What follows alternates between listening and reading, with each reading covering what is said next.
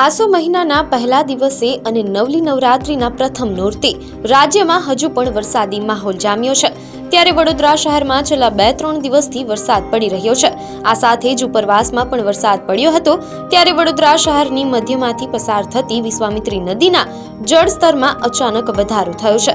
મળતી માહિતી મુજબ હાલોલ પંથકમાં પડેલા વરસાદને કારણે પ્રતાપ સરોવરમાંથી પાણી છોડાતા વિશ્વામિત્રીના જળસ્તરમાં વધારો થયો છે।